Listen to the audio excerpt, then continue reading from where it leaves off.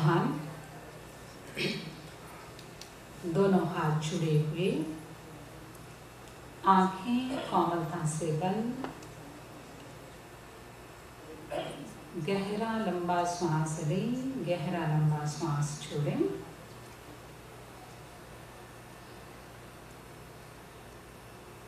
तीन बार नमस्कार महामंत्र का उच्चारण करेंगे।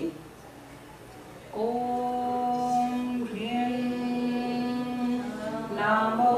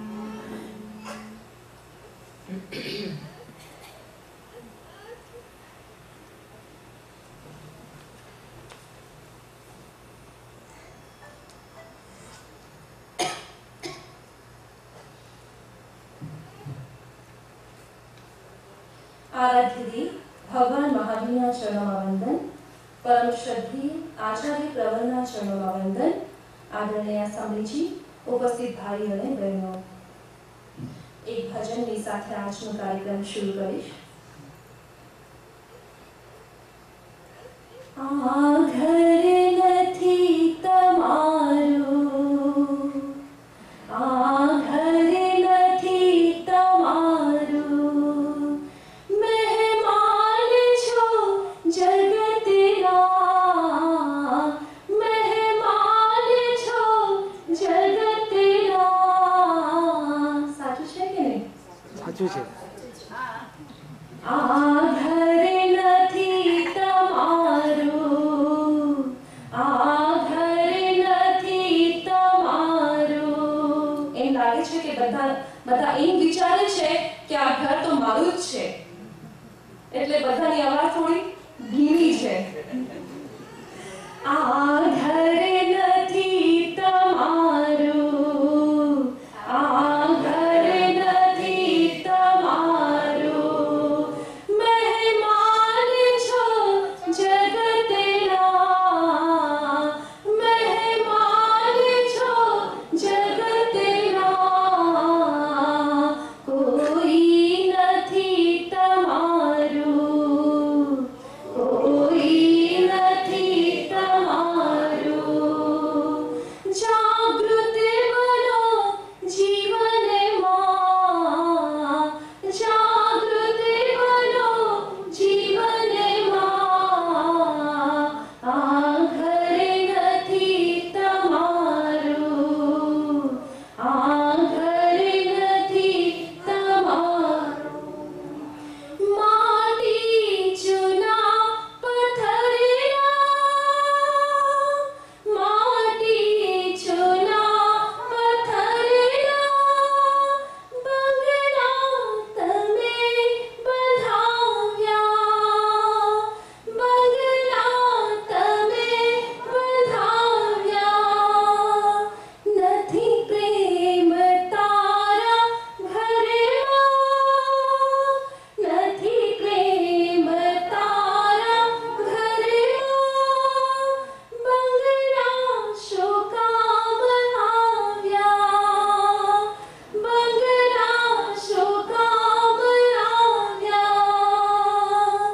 રગડા ને ઝગડા ચાલે, રગડા ને ઝગડા ચાલે। નથી શાંતિ તારા ઘરમાં, નથી શાંતિ તારા ઘરમાં।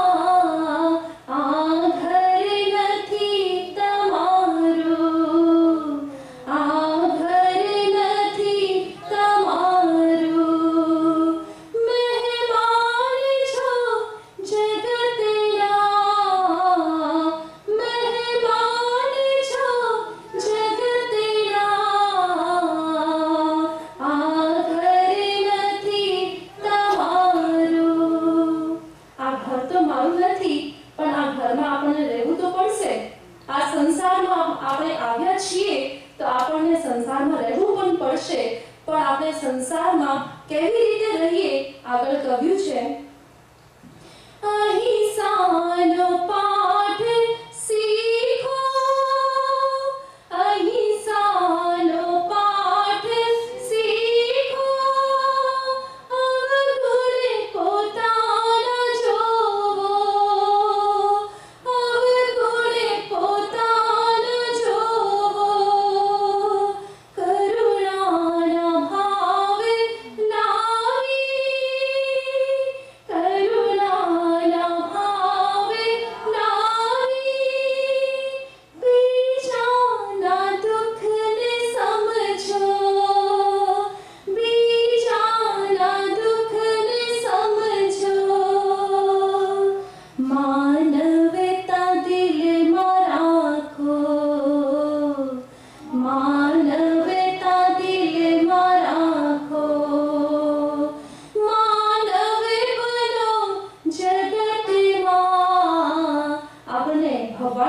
શકીએ કે નહીં શકીએ પણ આપણને સાચા માનવ તો બનીએ એટલે કહ્યું છે માનવતા દિલમાં રાખો માનવતા દિલમાં રાખો માનવે બનો જગતમાં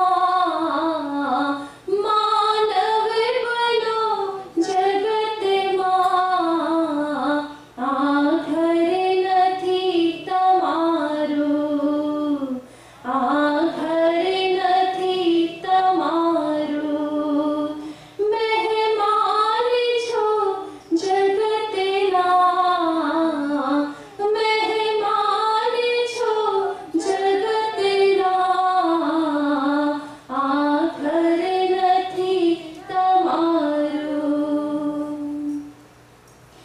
આતમ બધાના સરખા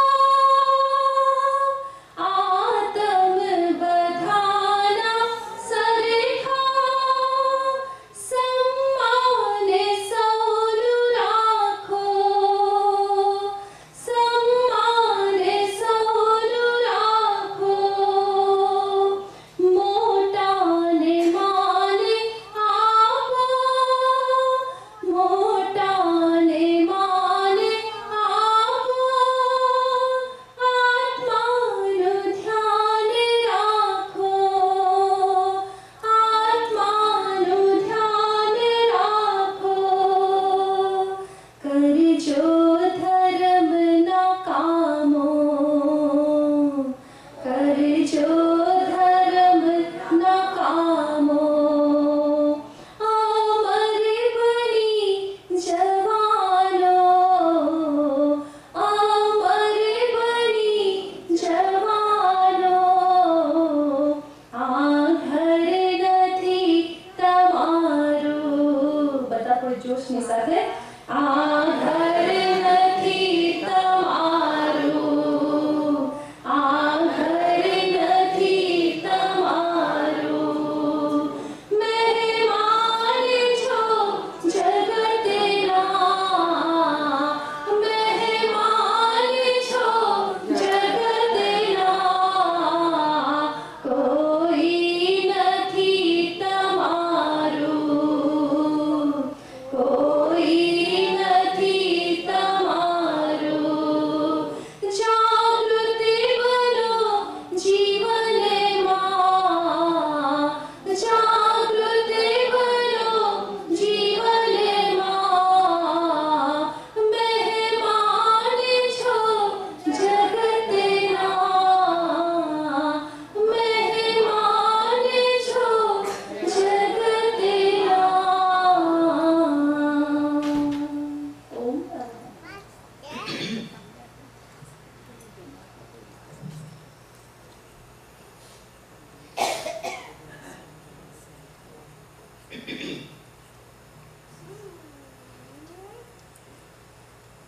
पन्नगे च सुरेन्द्रे च कौशिके पाद संस्पृशि निर्विशेष मनस्काय श्री वीरस्वामिने नमः श्री वीरस्वामिने नमः। आराध्य देव के श्री चरणों में वंदना। आदरास्पद समणी जी, समुपस्थित जिज्ञासु आत्माएं, समणी जी ने मधुर स्वर लहरी में भावपूर्ण भजन प्रस्तुत किया और उसकी पंक्ति थी कि ये घर अपना। तो प्रश्न है, अपना घर कौन सा?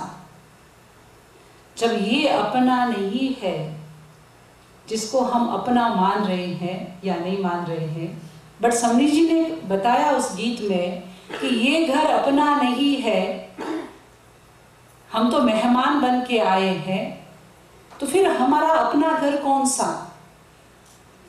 कहते हैं एक बार की बात कि एक व्यक्ति के 4 पत्नियां होती हैं। बहु पत्नी प्रथा हुआ करती थी पुराने जमाने में, इसलिए आश्चर्य की तो बात ही नहीं। स्वयं चक्रवर्ती महाराज की कितनी रानियां होती थी? कितनी? 16,000। क्या बात, इधर से 16,000 आ रहा है, इधर से 32,000 आ रहा है। तो यहाँ से पहुंचते पहुंचते यहाँ पे डबल हो गई क्या? हाँ,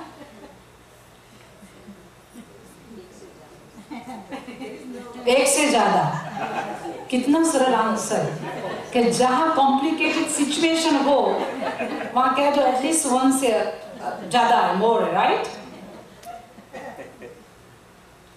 बट प्रश्न ये है, ये तो फैक्ट है ज्यादा है, राइट? 16,000 कह रहे हैं भाई साहब, तो ये भी राइट है। और 32,000 आप कह रहे हैं, तो कहीं आपने भी पढ़ा होगा कि चक्रवर्ती और वासु है, चक्रवर्ती वासुदेव, कहीं और पढ़ा होगा डबल, तो 32 कर दी होगी आपने। एक ही बुक 2 बार पढ़ी। हैं? एक ही बुक 2 बार। एक ही बुक 2 बार पढ़ ली।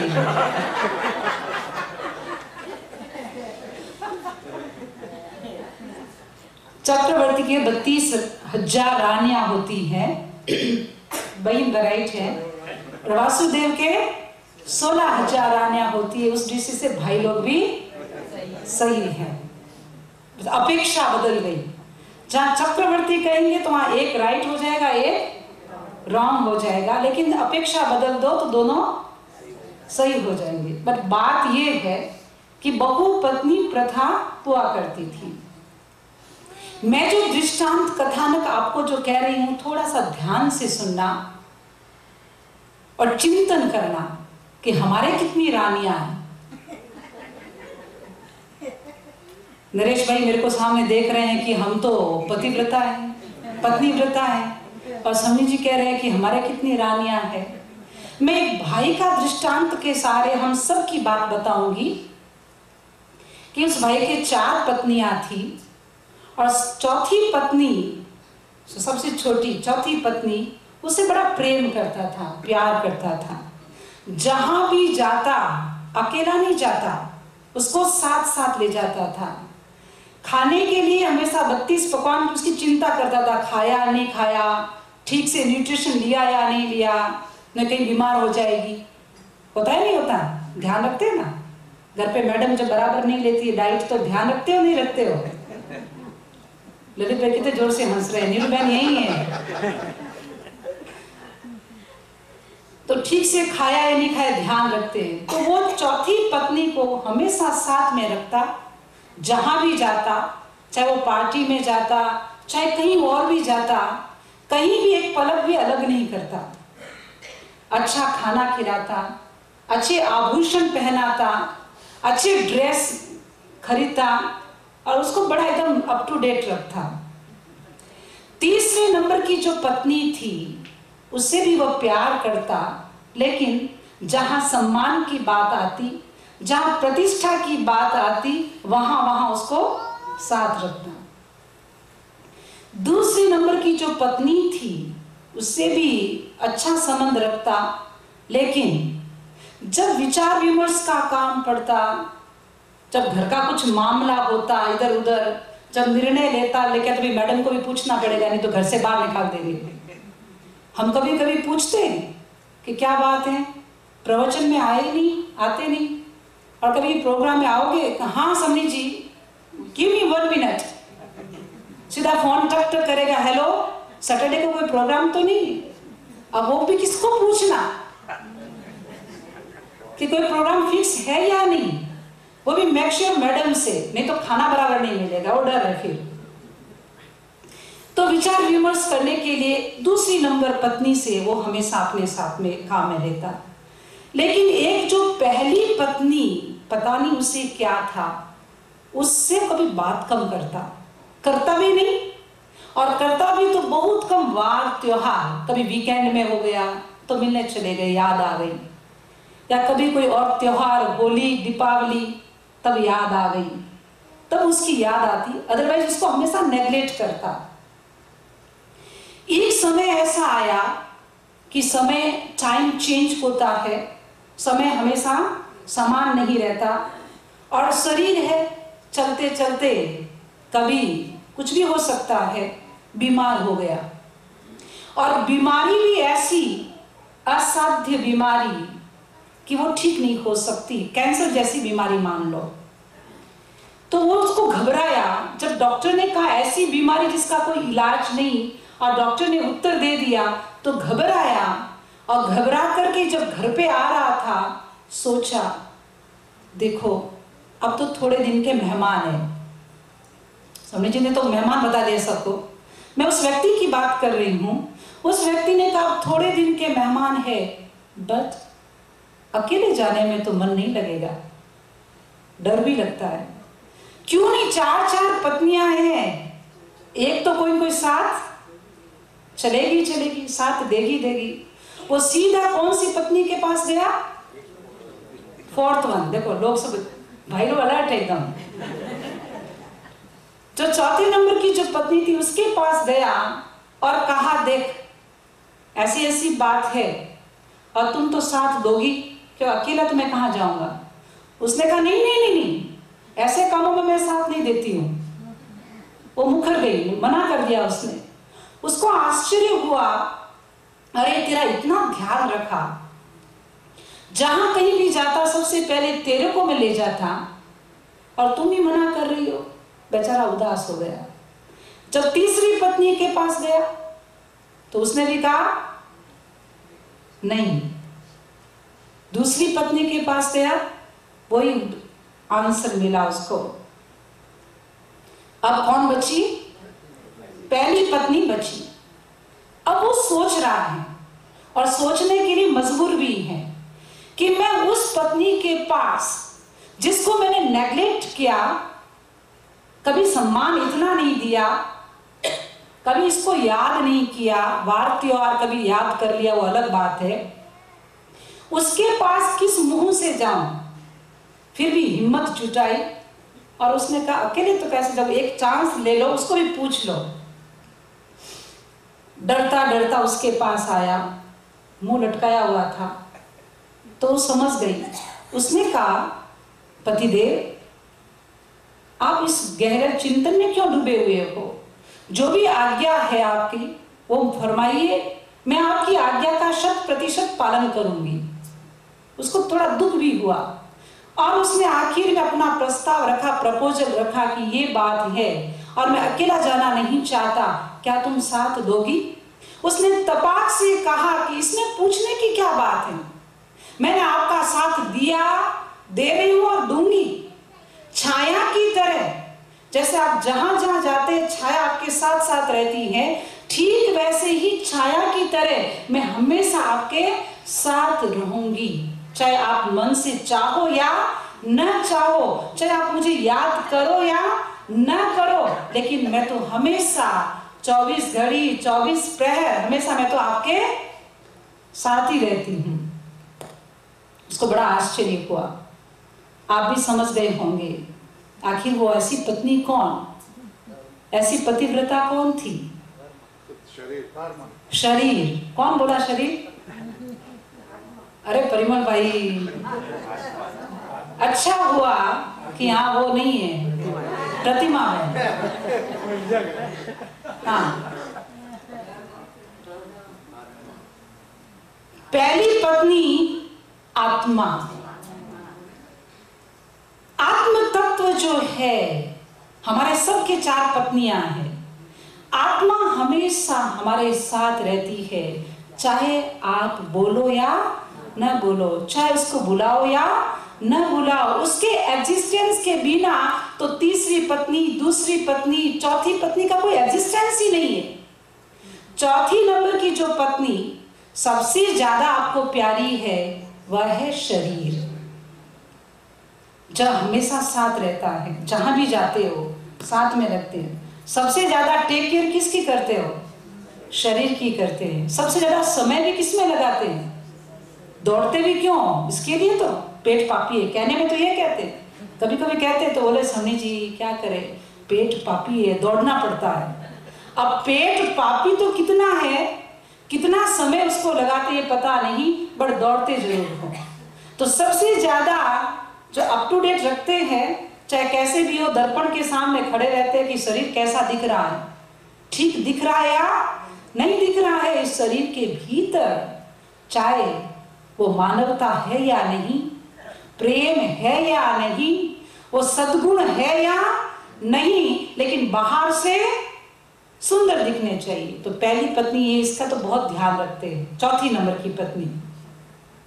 तीसरी नंबर की पत्नी है, वह है संपदा, संपत्ति। चल संपत्ति हो चाहे अचल संपत्ति हो, पैसा पैसा ध्यान रखते हैं नहीं रखते हैं। अभी हम आ रहे थे, बात की वैसे ही मैंने श्रेया से पूछा, श्रेया क्या करी, बहुत अच्छा लगा, बच्चों से भी बात की तो हमें रियलिटी में लगा कि बच्चे जागरूक है, पेरेंट्स भी जागरूक है, उसके बावजूद भी व्यवहार के धरातल पर काम तो करना ही पड़ता है।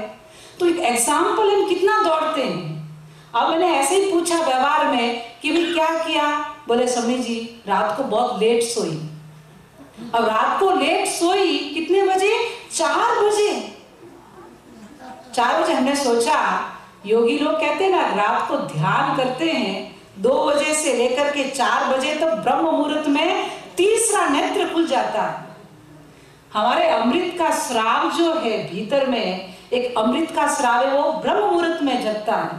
तो शायद वो किया होगा, लेकिन वो तो पहली पत्नी है, उसका नंबर लेट आएगा, पहले तो और किसी का नंबर आएगा। तो दूसरी जो पत्नी, तीसरी नंबर की पत्नी संपत्ति, उसके लिए दौड़ते, और उसके लिए आप देखो पार्टी है, कहीं बाहर बिजनेस के लिए जा रहे हो, कमलेश भाई पूछो, आधा एक पाँव ह्यूस्टन में एक पाँव बाहर, अरे भाई इतना क्यों दौड़ते हो? सबनी जी दौड़ना पड़ता है, किसके लिए? तीसरी नंबर की पत्नी के लिए जगना पड़ता है। क्यों? तीसरी नंबर की पत्नी के लिए झूठ बोलना पड़ता है। क्यों? तीसरी नंबर की पत्नी को खुश रखने के लिए। क्यों? राइट? संपत्ति। दूसरी पत्नी है परिवार, इसलिए पहले शरीर बोला था उन्होंने, पहले परिमल भाई ने, फिर परिवार आया, फैमिली तो बाद में आई। तो परिवार की टेक केयर करते हैं। लेकिन ये सब जो है जड़ और जीव जगत में, हम ज्यादातर पदार्थ की परिक्रमा करते हैं। जो नॉन लिविंग है, जिसका एग्जिस्टेंस इटर्नल नहीं है, शाश्वत नहीं है, उसकी परिक्रमा करते हैं, उसके लिए हम जागरूक है। लेकिन जो अपना है, जो शाश्वत है, जिसका एग्जिस्टेंस त्रिकालिक है, जो था, है और रहेगा, उसके लिए हम कितने जागरूक हैं। तो समनी जी ने बात की, ये घर अपना नहीं है, चाहे वो परिवार हो, चाहे वह शरीर हो, चाहे वह पैसा हो, ये सब अपना नहीं है। लेकिन ये अपना जैसा लगता है, दिखता है, इसलिए अपना जैसा लगता है। लेकिन जो पहली पत्नी जिसको नेग्लेक्ट करते हैं, वो सपना जैसा लगता है, क्योंकि दिखता नहीं है, अदृश्य है। और कभी यंग लोगों से बात करते तो बोलते, समनी जी आत्मा है, अपनी है, जरा दिखा दो कैसी है। शरीर तो दिखता है, फैमिली भी दिखती है, दुनिया दिखती है, लेकिन आत्मा जो है शाश्वत है, ज्ञान गुण दर्शन गुण से युक्त है, और आप कह रहे उसका एग्जिस्टेंस भी है, लेकिन वो अदृश्य है। बंधुओं, दुनिया में कुछ चीजें ऐसी होती है जो तर्क की कसौटी पर कस सकते हैं, लॉजिक से प्रूव कर सकते हैं, और कुछ चीजें ऐसी होती है उसके लिए तर्क कोई काम नहीं करता। तर्क की कसौटी पे उसको कस नहीं सकते, अनुभव कर सकते हैं, उसको अनुभव से हम सिद्ध कर सकते हैं। लेकिन तर्क से दिखाए हर चीज को हमें सिद्ध करना है, प्रूव करना है, तो कर नहीं सकते। अब कोई कहे कि आपके भीतर देव गुरु धर्म के प्रति कितनी श्रद्धा है, आप यह व्यवहारिक लो, अभी मैं बोल रही हूं और आप कितना सुन रहे हैं। हो सकता है फिजिकल आप हो यहाँ पे, बट मेंटली आप यहाँ हो, या घड़ी भी देख रहा होगा, कोई 12 बजे कोई अपॉइंटमेंट हो तो, राइट? तो फिजिकल यहाँ है या नहीं, अब उस चीज को कि आप यहाँ है या नहीं, उस चीज को आप स्वयं अनुभव कर सकते हैं, लेकिन कोई कहे लॉजिक से सिद्ध करो, सिद्ध कर सकते हैं क्या?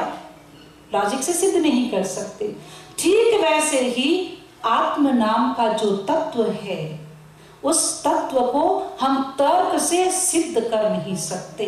वो अनुभव गम्य है, तर्क गम्य नहीं। स्वयं सर्वज्ञ, सर्वम जानाति इति सर्वज्ञ, जो सब कुछ जानते हैं, जैसे हाथ की रेखाएं हमें दिखती है, ठीक वैसे ही पूरी दुनिया के सब द्रव्यों के सब पर्यायों को वो देखते हैं, जानते हैं, लेकिन उनको कहे उसका वर्णन करे, उसको बताए कैसा है, बता सकते हैं क्या?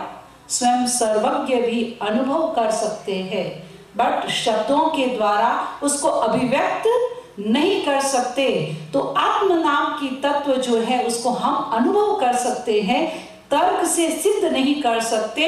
इसीलिए भगवान महावीर ने कहा, तक्का जत्थन विज्जयी तत्थन गाहिया, यानी तर्क आत्मदशा का वर्णन नहीं कर सकता। हम यदि तर्क के द्वारा उसको बुद्धिगम्य बनाना चाहे तो बुद्धिगम्य नहीं बना सकते, लेकिन अनुभव से हम उसकी सिद्ध कर सकते हैं, उसको फील कर सकते हैं। ये बात सिर्फ जैन दर्शन में ही नहीं, अपितु आत्मा की चर्चा अन्य दर्शनों में भी मिलती है। उपनिषद में भी आत्मा की जहाँ चर्चा आती है, विस्तार से उसकी चर्चा करने के बाद में वहां में भी ये कहा गया कि नैषा तर्केण मतिरापनेया, यानी नैषा तर्केण मतिरापनेया। उपनिषद में भी ये बात लिखी गई है कि तर्क के द्वारा आत्मरूपी तत्व को हम बुद्धिगम्य नहीं बना सकते, उसको सिद्ध कर नहीं सकते। तो बंधुओं, कोई शब्द, तर्क या युक्ति के द्वारा हम उसको सिद्ध करना चाहे तो उसको सिद्ध नहीं कर सकते, अपितु हम अनुभव के द्वारा उसको जान सकते हैं, अनुभव कर सकते हैं। तो आत्म नाम का तत्व जो हमारे भीतर है, उसकी अनेक श्रेणियों की चर्चा हम करेंगे। यहाँ पे जितने भी भाई लोग बैठे हैं, आत्मा तो सभी में है या नहीं, या कहीं बाहर छोड़ के आए हैं? घर पे छोड़ के तो नहीं आए ना, सबके पास है। लेकिन देखो, आत्मा दो प्रकार की है। आज हमें लेखा जोखा करना है, स्वयं का आत्मनिरीक्षण करना है। हम कुछ कसौटियां आपके सामने रखेंगे और उन कसौटियों पे आप स्वयं अपना निरीक्षण करें कि मैं कौन सी कैटेगरी में आता हूं। कैटेगरीज कौन सी आत्मा का? आत्मा दो प्रकार की है, सिद्ध आत्मा और संसारी आत्मा। जहां सिद्ध आत्मा वो सब कर्मों से मुक्त होती है और सब सिद्धों की एक ही तरह की, एक ही क्वालिटी होती है, तो वहां हम श्रेणियां, कैटेगरीज नहीं बना सकते। लेकिन जहां संसार की बात करते हैं, जहां संसारी आत्माएं हैं, वो कर्म युक्त आत्माएं हैं, वहां सबकी तरतमता होती है। तरतमता, काम करने की भी तरतमता होती है, कैपेबिलिटी भी, क्षमता की भी तरतमता होती है। ठीक वैसे ही आत्मा की भी हमारे शास्त्रों में 5 प्रकार की श्रेणियों का उल्लेख मिलता है कि 5 प्रकार की कैटेगरीज होती हैं। जो आत्मा की पहली जो कैटेगरी है, क्योंकि आपको स्वयं का उसका लेखा जोखा करना है, हम कैटेगरीज आपके सामने रख रहे हैं। एक के 5 कैटेगरीज के नाम याद कर लो। पहले प्रसुप्त आत्मा। प्रसुप्त, सुप्त मने सोई हुई, और प्र मने विशेष रूप से, प्रकृष्ट रूप से, प्रसुप्त आत्मा। दूसरी कैटेगरी है सुप्त आत्मा। तीसरी कैटेगरी है जागृत आत्मा, और चौथी कैटेगरी है उत्थित आत्मा। जाग तो गए लेकिन जाग करके भी अलसा जाते हैं ना, वापिस हो जाते हैं। उत्थित, जाग गए हो तो उठ जाओ, उठ के खड़े हो जाओ, बैठने की, वापिस होने की आवश्यकता नहीं। उत्थित आत्मा। और 5वीं कैटेगरी है समुत्थित आत्मा। 5 प्रकार की कैटेगरीज याद हो गई। पहली कौन सी? प्रसुप्त आत्मा, दूसरी सुप्त आत्मा, तीसरी जागृत, चौथी उत्थित, पांचवी समुत्थित, उत्थित समुत्थित। याद हो गया? अब यदि आपको कोई पूछे कि इन 5 कैटेगरीज में आप कौन सी कैटेगरी में आएंगे, तो आप सोचोगे सभी जी पहले थोड़ा उसका बता दो, डिस्क्राइब कर दो, फिर हम सोचेंगे कौन से आएंगे। नहीं तो टप्पा तो मारने में बड़े उस्ताद हो कि जो अच्छा लगेगा उसमें आ जाएंगे। नहीं तो आप ये सोचोगे 5 है, 2 इधर के भी छोड़ दो, 2 उधर के भी छोड़ दो, चलो बीच वाला कर दो। तो ये तो मुझे पता है कि अमेरिका में रहने वाला कोई आदमी ढपोर सिंह नहीं होता कि जैसा का वैसा, वो अपनी बुद्धि लॉजिक लड़ाएगा। यहाँ पे मैं लॉजिक की बात नहीं, हम यहाँ बात करें अनुभव की। तो आपको अपना लेखा जोखा करना है लॉजिक से नहीं कि चलो जगे हुए तो है ही, इसलिए जागृत आत्मा। आप मुझे पता है आप कह दोगे जागृत आत्मा, चलो समय जी उठे हुए नहीं है तो कम से कम सोए हुए भी नहीं है, तो उसको आप सेलेक्ट कर लोगे। लेकिन पहले देखें कि रियल में जगे हुए हैं, सोए हुए हैं। तो पहली जो कैटेगरीज है वह है प्रसुप्त आत्मा। प्रसुप्त आत्मा यानी वह आत्मा की स्थिति जो गहरी गाढ़ मोह की नींद में सोए हुए रहते। इतनी गहरी मोह और मूढ़ता की स्थिति में रहते हैं कि इस स्थिति में कुछ सूझता भी नहीं। ऐसी स्थिति में आदमी कहते हैं कि निरंतर संसार में परिभ्रमण करता रहता है, और इस स्थिति में कर्मों का क्षोभम भी हो सकता है, कर्मों का उपशम भी हो सकता है, लेकिन कर्मों का क्षय नहीं हो सकता। और कर्मों के क्षय के बिना बंधन मुक्ति नहीं, और बंधन मुक्ति के बिना मोक्ष नहीं, निर्वाण नहीं। तो इस कैटेगरी में मोह और मूर्छा इतनी स्ट्रॉन्ग होती है कि बंधन मुक्ति की तो बात ही नहीं आती। और इस स्थिति में आते हैं अभव्य जीव, अभव्य दशा वाले जीव इस कैटेगरी में आते हैं कि वो गहरी नींद में सोए रहते हैं। यद्यपि अभवी यानी कभी मोक्ष जाने वाले नहीं। अब आप कहेंगे समझी जी 2 शब्द आ गए वापिस, भव्य और अभव्य। भव्य यानी जो मोक्ष जाने की योग्यता रखता हो वह भवी, और जिसमें मोक्ष जाने की योग्यता नहीं, यानी मोक्ष कभी जाता नहीं, वह है अभव्य। लेकिन आप कहेंगे हमें क्या पता चलेगा भवी कौन और अभवी कौन? एक श्रावक आचार्य तुलसी के पास आया और उसने यही प्रश्न आचार्य तुलसी के सामने रखा कि गुरुदेव, मेरे मन में जिज्ञासा है कि मैं भवी या अभवी। आचार्य तुलसी ने कहा कि तेरे मन में जिज्ञासा पैदा हो गई कि तू भवी है कि अभवी, तो भवी व्यक्ति के मन में ही जिज्ञासा पैदा होती है, अभवी के मन में कभी जिज्ञासा पैदा ही नहीं होती। जब आप जैन रामायण को देखें, जैन रामायण में जब सीता, महासती सीता दीक्षित हो जाती हैं, संन्यास ग्रहण कर लेती हैं, और संन्यास ग्रहण करने के बाद में राम जी केवली मुनि आए तो केवली मुनि के दर्शन करने के लिए गए, और केवलियों के पास जाकर के राम जी ने भी यही प्रश्न रखा कि मेरे मन में जिज्ञासा है कि मैं भवी हूं या अभवी। यदि हमारे मन में कभी भी किसी भी क्षण यदि ये जिज्ञासा दिमाग में स्मृति पटल पे उठती है कि मैं भवी या अभवी, इसका मतलब मैं अभवी तो नहीं हूं, इतनी गहरी नींद में तो सोया हुआ नहीं। तो पहली अवस्था, और ये कभी जिज्ञासा मन में नहीं आती, और कभी कभी तो ऐसे लोग होते हैं, कभी कोई कहे कि मैं भवी का भवी, तो कुछ फ्रेंड्स लोग ये कहते हैं कि छोड़ो ना, क्या भवी और अभवी, जियो आराम से, आनंद से जियो। ऐसी स्थिति भी बनती है कभी कभी। तो पहली स्थिति में, इसको लंबाऊं नहीं, पहली स्थिति अभव्य की। यदि एग्जाम्पल लेना हो तो एक एग्जाम्पल और भी मैं दे सकती हूं। अपने आगमों में ये आता है, अभवी जीव अच्छी क्रिया करके ऊंचे से ऊंचे पुण्य का अर्जन, पुण्य का भोग भी कर लेते हैं। यहां तक कि अभवी आत्माएं दीक्षित होकर के आचार्य पद को भी सुशोभित कर लेते हैं। और अभवी आचार्य के अंडर में भवी जीव उनकी शासना में रह करके संयम का पालन करते हैं। आगमों में, शास्त्रों में एक एग्जाम्पल आता है, अंगार मर्दक आचार्य। आपने नाम सुना होगा, अंगार मर्दक आचार्य।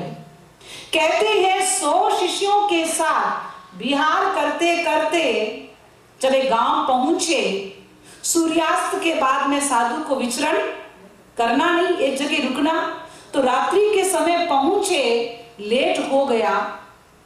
साधुओं की मर्यादा होती है, जो इंडिया से आए वो जानते होंगे, और यहाँ आके कुछ लोगों का संपर्क नहीं तो भूल भी हो गए होंगे। साधुओं की मर्यादा होती है कि जहां स्थान पर, जिस स्थान पर जाते हैं, पहले स्थान का प्रतिलेखन करते हैं। आप भी यहाँ करते होंगे, टेंपल में प्रतिलेखन करते हैं नहीं करते हैं सब चीजों का। तो साधुओं का नियम में चर्या है कि पहले प्रतिलेखन करें। घर में भी करना चाहिए, ये नियम होता है। लेकिन लेट पहुंचे, बाहर का प्रतिलेखन कर नहीं पाए और आवश्यक काम के लिए रात को बाहर जाना पड़ा। तो साधु गया बाहर, उनके शिष्य बाहर गए, रात को पता नहीं चला, कृष्ण रात्रि थी। जब बाहर गया तो चूं चूं की आवाज आई, चल रहा था, बाहर परिस्थापन के लिए गया तो वापिस आ गया। उसके मन में दया आई, अनुकंपा आई, अरे कोई चूं चूं की आवाज आ रही है, इसका मतलब कोई जीव हो सकते हैं। वापिस आ गया। दूसरा शिष्य गया, वो उसको भी ऐसी आवाज सुनाई दी और वापिस लौट आया। ऐसे क्रम से सब शिष्य बाहर जाते हैं और वापिस लौट के आ जाते हैं। आचार्य दृश्य देख रहा था। आचार्य का नाम क्या था? अंगार मर्दक। तो उन्होंने दृश्य देख रहा था, उन्होंने कहा ये क्या? वो तत्काल उठे, पात्री हाथ में ली और बाहर चले गए और बाहर परिस्थापन कर लिया, आवश्यक काम जो करना था, और वापिस आ गए। चूं चूं की आवाज उनको भी सुनाई दी, लेकिन वो पलट के अपना काम करके आ गए। अब देखे, सुबह पता चला तो वो जीव नहीं थे, वहां पे कोयले थे। कोयले होते ना, अंगारे जो कोयले थे, उनकी आवाज आ रही थी। लेकिन आप यहां देखें कि जो शिष्य थे उनको तो पता नहीं कि जीव है या कोयले, और आचार्य को भी पता नहीं कि वो जीव है या कोयले है, कोल से कोयल है। लेकिन पाप भीरुता कि मेरी आत्मा कहीं पाप से भारी न हो जाए, कहीं जीवों की हिंसा न हो जाए, वो जीव ऐसे थे शिष्य। जबकि आचार्य के दिल में तो कोई बात ही नहीं आई। तो आचार्य, सब शिष्य मोक्षगामी हुए, बट आचार्य मोक्षगामी नहीं। यहां तक कि अभवी जीव 9 ग्रह देवलोक तक जा सकता है, लेकिन मोक्ष के दरवाजे पर दस्तक नहीं दे सकता। पहली अवस्था जो है वह है प्रसुप्त अवस्था, गाढ़ प्रगाढ़ मोह और मूर्छा की अवस्था, और इस अवस्था में अभवी जीव आते हैं। दूसरी जो अवस्था है आत्मा की, वह है सुप्त अवस्था। उतनी प्रगाढ़ अवस्था नहीं होती मोह की, लेकिन फिर भी तंद्रा की स्थिति होती है। पूर्ण जागृत अवस्था नहीं होती, और इस स्थिति में जीव के मन में तत्व के प्रति श्रद्धा पैदा होती है, तत्व को समझने की जिज्ञासा होती है, लेकिन सही श्रद्धा पैदा नहीं होती। तीसरी कैटेगरी कौन सी है? जागृत अवस्था। तीसरी अवस्था में सम्यक ज्ञान का सूर्योदय हो जाता है, सही श्रद्धा का बीज वपन हो जाता है। लेकिन ये अवस्था ऐसी अवस्था है कि जब एक बार भीतर में सम्यक प्रकाश की अनुभूति होती है तो उस समय उस स्थिति को सस्टेबल बनाने के लिए, स्थिर बनाने के लिए पराक्रम की आवश्यकता होती है, आवश्यकता पुरुषार्थ की आवश्यकता होती है। थोड़ा सा आनंद, थोड़ी सी आनंद की अनुभूति हुई और हम फिर वापिस उसमें झूमने लग जाते हैं या मन में गर्व करते हैं कि मेरे को तो बहुत अच्छी अनुभूति हो रही है, इधर उधर भी कह देते हैं और वो वापिस प्रकाश हुआ और वापिस अंधकार में विलीन हो जाता है। तो इस स्थिति को सस्टेबल बनाने के लिए जागृत अवस्था को, जो ज्ञान का सूर्य जो उदय हुआ है, उस ज्ञान के सूर्य का जो उदय, सम्यक दर्शन का जब उदय, श्रद्धा का जब भीतर में पैदा होती है, तब सम्यक्त्व का स्पर्श होता है।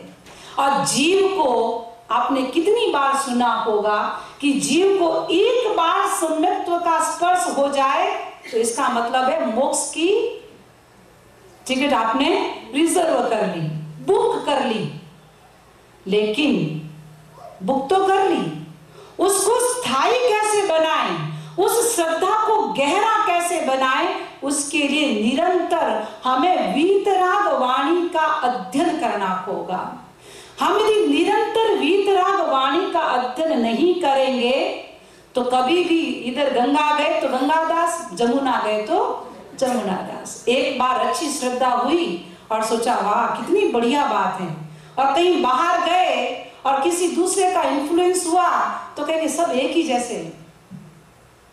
कभी कभी मन में ये भी आता है ये बहुत बढ़िया है, ये चीज बहुत बढ़िया है। मार्केटिंग करने में कोई भी होशियार हो सकता है, चाहे वो जैन हो चाहे वो नॉन जैन हो, मार्केटिंग करने में सब स्मार्ट होते हैं। हमारी स्मार्टनेस यूज करनी है कि मेरी जो श्रद्धा है वो जिन शासन के प्रति कितनी अटूट है, और जब तक स्वयं की श्रद्धा अटूट ना हो तब तक व्यक्ति को इधर उधर कहीं नहीं भटकना चाहिए। और श्रद्धा मजबूत हो गई फिर कहीं चला जाए तो बाल भी बांका उसका नहीं होगा। श्रद्धा मजबूत करना जरूरी है, क्योंकि सम्यक्त्व जो है, सम्यक्त्व हमारे धर्म रूपी वृक्ष की आधारशिला है, फाउंडेशन है। जब तक सम्यक्त्व पुष्ट नहीं है, हमारा फाउंडेशन स्ट्रॉन्ग नहीं है, तब तक हम अध्यात्म जगत में प्रवेश भी नहीं कर सकते और हम आत्म रूपी पत्नी को, हमारे आत्म रूपी तत्व को भी प्रसन्न नहीं कर सकते।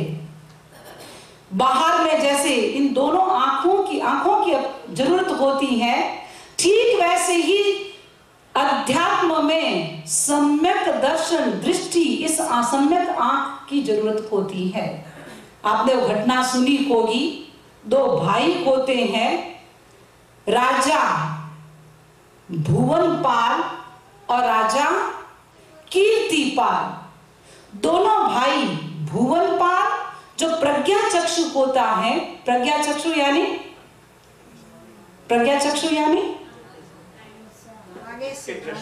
जिसकी दृष्टि नहीं होती है, जो देख नहीं सकता है, उसको क्या बोलते हैं? प्रज्ञा चक्षु। पुराने जमाने में आपने कभी पढ़ा होगा, सुना होगा, बोलते सूरदास। किसी को अंधा ना बोल करके बोलते सूरदास, राइट। प्रज्ञा चक्षु का मतलब एक प्रशस्त शब्द है जिसकी दृष्टि नहीं होती। तो एक राजकुमार, राजा की आंखें नहीं थी और एक राजकुमार बहुत अच्छा था, छोटा भाई। दोनों राजा थे। छोटा राजा किसी काम में व्यस्त हो गया और दूसरा वो प्रज्ञा चक्षु था। संयोग ऐसा मिला कि पास वाले राज्य पर किसी ने आक्रमण कर लिया और वहां युद्ध के लिए जाना पड़ा। तो छोटा भाई जिसकी दृष्टि थी वह तो व्यस्त हो गया और कारणवश बड़े भाई को वहां जाना पड़ा युद्ध में, और उस युद्ध के मैदान में खड़ा हो गया, जाकर के लड़ने लग गया। जब युद्ध करने लगा तो एक दिन उसकी विजय हो गई, युद्ध समाप्त हो गया, सूर्यास्त के बाद कर नहीं सकते। दूसरे दिन वापस युद्ध हुआ तो भी जीत गया और शत्रु राजा ने सोचा, रे उसको पता नहीं था प्रज्ञा चक्षु है, पता था प्रज्ञा चक्षु है, पता था उसको। उसने सोचा कि प्रज्ञा चक्षु है, देख नहीं सकता, दृष्टि है, उसके बावजूद भी ये जीत गया और हमारी सेना हार गई, ऐसे कैसे? तो बैठक बुलाई, मंत्रियों से विचार विमर्श किया और विचार विमर्श करके उन्होंने कहा कल जो युद्ध करेंगे वो हम शब्द नहीं बोलेंगे, क्योंकि शब्दों से पता चल जाता है, शब्द के आधार पर वो बाण छोड़ता है, तीर छोड़ता है। बड़ा दक्ष था वो शब्द बाण छोड़ने में, बड़ा प्रवीण था, कुशल था वह। तो उन्होंने ये निर्णय लिया कि कल जब हम युद्ध में जाएंगे तो आवाज नहीं करेंगे और ऐसे हम बाण छोड़ेंगे। और ऐसे जब बिना बोले युद्ध किया तो कौन हार गया? वो जो राजा था प्रज्ञा चक्षु, वो हार गया और शत्रु सेना जीत गई। जब भाई को पता चला कीर्तिपाल को कि मेरा भाई हार गया है, तत्काल युद्ध के मैदान में आया और युद्ध करके अपने भाई जो बंदी बन गया था उसको छुड़ा दिया और छुड़ा करके वो वापस आ गए जीत करके। तो मैं इस घटना को इस रूप में प्रस्तुत करना चाहती हूँ कि व्यवहार जगत में बाहर की आंखों की भी बड़ी जरूरत होती है। तो व्यवहार जगत में जिस प्रकार बाहर की चरम चक्षुओं का इतना मूल्य है, ठीक वैसे ही अध्यात्म जगत में सम्यक्त्व की आंख की आवश्यकता होती है। और जब तक सम्यक्त्व का स्पर्श नहीं होता तब तक हमारे अध्यात्म का महल उस पर स्ट्रांगली खड़ा नहीं हो सकता। इसलिए जगने के बाद में भी, सही श्रद्धा पैदा होने के बाद में भी हमें ऐसा प्रयत्न करना है, ऐसा पुरुषार्थ करना है कि वह महल हमारा स्ट्रॉन्ग कैसे बने, हमारा फाउंडेशन स्ट्रॉन्ग कैसे बने। क्योंकि ये अवसर है, इस समय हमें कुछ कर सकते हैं तो जगने के बाद वापस सोना नहीं है। क्योंकि मैंने पहले ही कह दिया कि जब हम जग जाते सुबह, बहुत सारे लोगों की प्रॉब्लम होगी, शायद बहनें बहुत शिकायत करती है कि समय पर ब्रेकफास्ट नहीं करते वीकेंड में, कि क्यों भाई आ जाया करो संडे को तो लेक्चर सुनने के लिए, कि नहीं लेट हो जाता है, 8 o'clock तो उठते हैं, फिर ये उठते हैं, मीन्स स्पाउस पार्टनर उठते हैं, उठ करके टीवी ऑन करके सामने बैठ जाते हैं, इधर सोफा से उठते उधर बैठ जाते, उधर से उठते वहां बैठ जाते हैं, कभी करते थोड़ा और सोने दो, थोड़ा और सोने, वापिस हो जाते हैं। तो सो करके भी वापिस सो के उठ जाते हैं और उठ के वापिस आलस्य आता है। लेकिन जहां श्रद्धा की बात आती है वहां एक बार यदि जग गए तो वापिस सोने की बात मत करो। क्योंकि आचार्य तुलसी ने गीत में बहुत सुंदर गाया है, यह है जगने की बेला अब ना सोना चाहिए, यह है जगने की बेला अब ना सोना चाहिए। सोना है क्या वापिस? अभी जगे हुए हैं, रेखा बहन के अभी तो जगे हुए हैं, लेकिन मैं ऐसे जगने की बात नहीं कर रही हूं, राइट? मैं भीतर की जागृत अवस्था की बात कर रही हूं।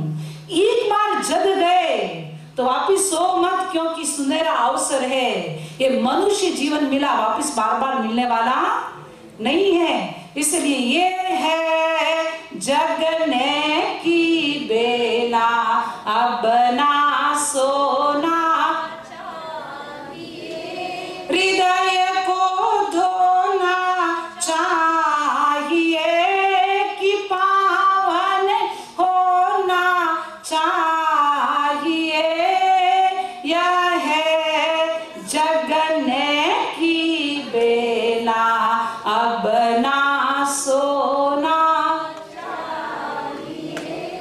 तो जगने का समय है, हम ऐसे जागरूक बने कि हमारी श्रद्धा जो है वो श्रद्धा की नींव हमारी मजबूत होनी चाहिए।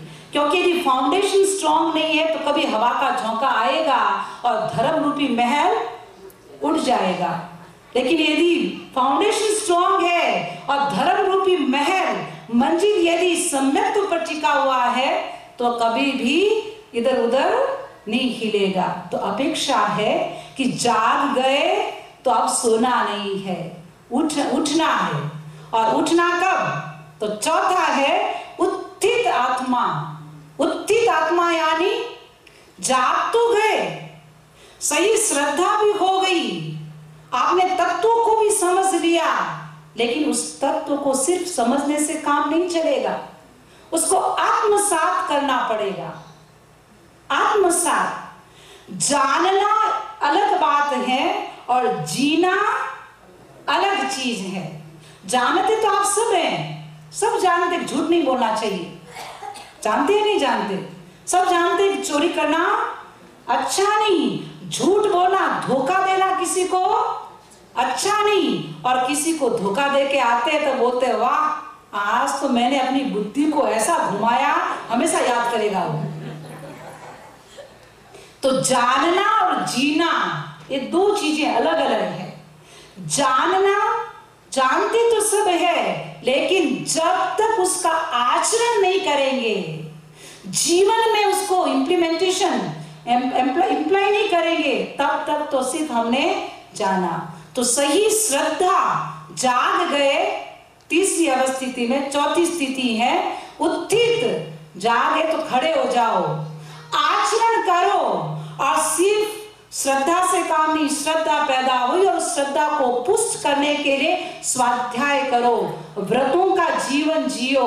भगवान महावीर ने दो प्रकार के धर्मों की परूपणा की, आगार धर्म और अणगार धर्म। यदि आपकी क्षमता है तो साधु बन जाओ, समुत्थित, और ऊपर महाव्रतों के पथ पर अग्रसर हो जाओ। यदि वह क्षमता नहीं तो कम से कम सम्यक श्रावक तो बनो। श्रावक की कैटेगरी में तो आए हम, आदमी है, लेकिन श्रावक भी हम कहलाते हैं। बट व्रती श्रावक है या नहीं? जब तक हम व्रती श्रावक नहीं बनेंगे तब तक हम बहुत चीजें जानिए चौथे गुण स्थान में रहेंगे। और व्रती श्रावक भी पूजनीय होता है, क्योंकि सम्यक्त्वी तो श्रावक लगाने के लिए भगवान की पूजा भी बोलते कि $21 की प्रसाद चढ़ा दूंगा, बोलते ना। कभी कभी ऐसा भी सुना है कि मेरा ये काम हो जाएगा तो मैं ये पूजा करवा दूंगा, मेरा ये काम हो जाएगा तो मैं ये करवा दूंगा।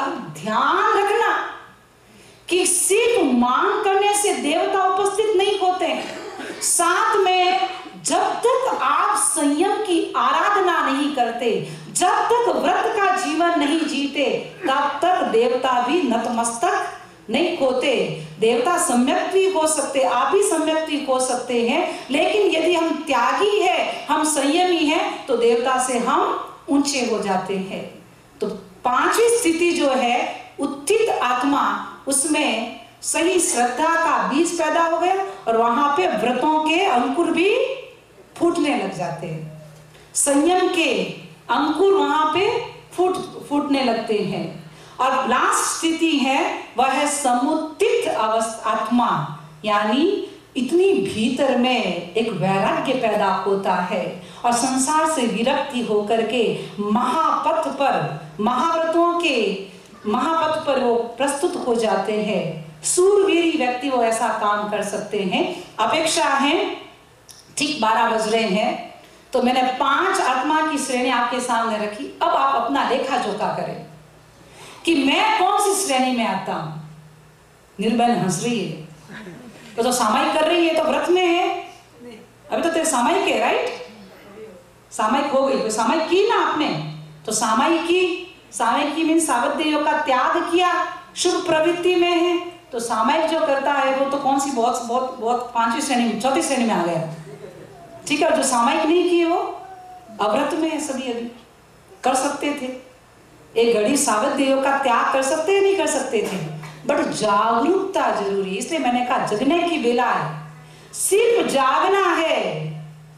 उदय भाई, हीरो का मार्केट ऊंचा कि नीचा?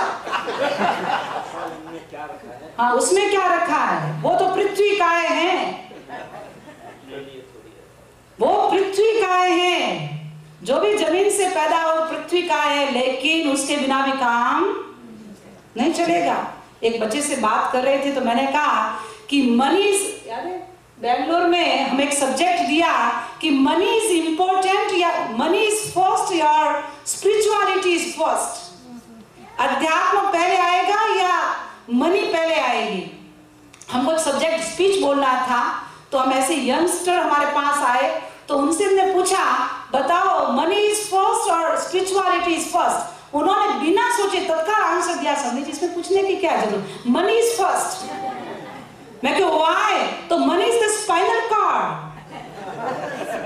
जैसे स्पाइनल कॉर्ड के बिना हमारा क्या हालत हो जाएगी बॉडी की, ठीक वैसी दुनिया में यदि ये नहीं है तो कुछ नहीं है। टका कर्म है, टका धर्म है, यस्य प्रिय टका नास्ति हाट के टक टकायते। यदि टका ही कर्म है, टका मीन्स पैसा, वही सब कुछ धर्म सब कुछ करवाता है, और जिसके पास टका नहीं है वो टकाटक देखता रहता है, राइट? लेकिन हमें तो वैसा पुरुषार्थ करना है कि सब कुछ करने के बावजूद भी हम जागरूक कितने, किसके प्रति? आत्मा के उत्थान के प्रति, कि हम व्रत के प्रति, संयम के प्रति 24 घंटे में क्या इतना कुछ 5 मिनट घंटा ऐसा समय बीतता है जब हम नियम लेते हैं, त्याग करते हैं कि हम किसी से बात नहीं करेंगे। रात को सोते वक्त कभी त्याग करते हैं, रात को खाने का त्याग। क्यों भाई, क्या नाम है सागर के जो पीछे बैठे? मनन। सोने के बाद खाते हो क्या? नहीं खाते, बट कभी नियम लेते, कभी रात को जब तक उठूंगा नहीं तब तक खाऊंगा नहीं। तो इसकी कोई गलती नहीं है, राइट? क्योंकि जब तक भी, एक पहली बात तो जानकारी होनी जरूरी है, और जब तक जानकारी नहीं होगी तो आदमी व्रत ले नहीं सकता। लेकिन सीधा साधा धर्म इतना सीधा है कि मोक्ष की टिकट तो 2 रुपए में मिल सकती है। कितने रुपए में? 2 रुपए में। लेकिन 2 रुपए के लिए समझ उतनी शार्प होनी चाहिए। वो टिकट तो बाद में बताएंगे, ठीक है? टिकट भी शेयर करेंगे, नेक्स्ट से प्रवचन होगा तो वो टिकट शेयर करेंगे। आज ये बात यही संपन्न कर रहे हैं। ओम अरहम, ओम अरहम।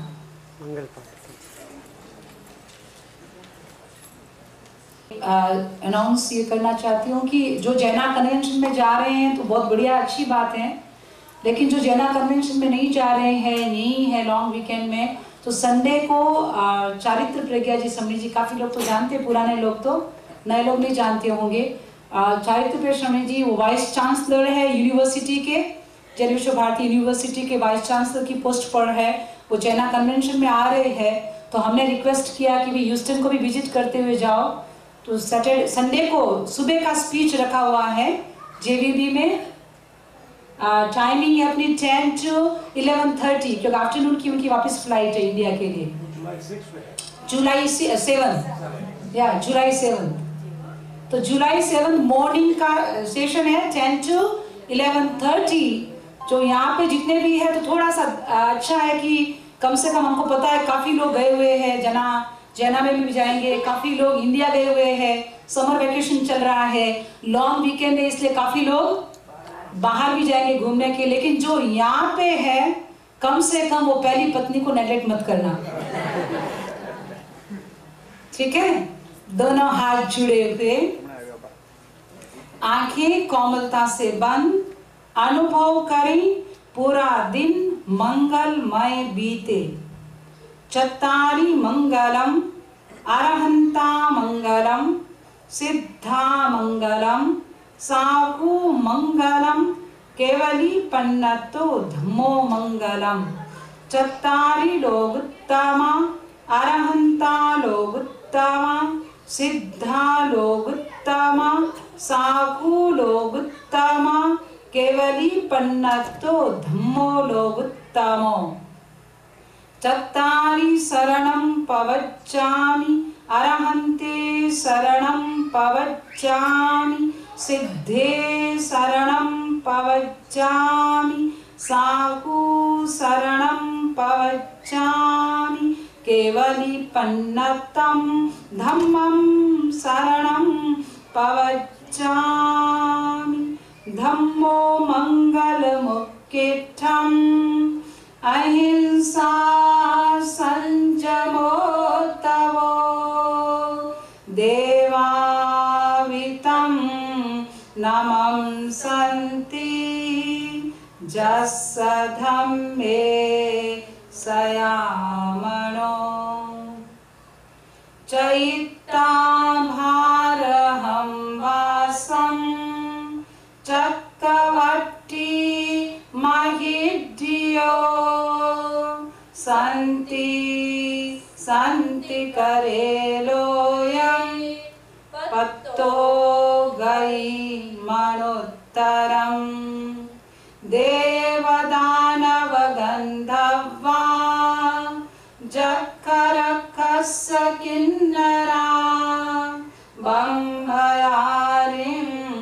नमस्सन्ति दुःखकरं ये करन्ति तं मङ्गलं भगवान् वीरो मङ्गलं गौतमो गणी मङ्गलं स्तोलिभद्राद्यः